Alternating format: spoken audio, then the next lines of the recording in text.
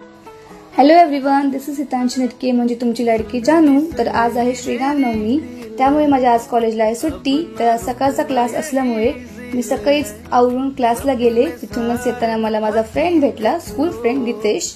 तिथूनच मी श्रीराम मंदिरामध्ये गेले, कारण का जसं सांगितलं श्रीरामनवमी आहे। तिकडे जाऊन मला खूप बरं वाटलं। तिथे खूप सुंदर रांगोळी पाहिली, भजन चालू होतं, आणखीन ते डेकोरेशन बघून मला खूप आवडलं। तिथूनच येताना बघा किती छान वाटतंय हे मंदिर। तिथूनच येताना मला अभ्यास करताना काही खावंसं वाटतं, तर मी बालाजीचे चिप्स घेऊन गेले होते घरी, म्हणजे मी छान अभ्यास करता खाऊ शकते।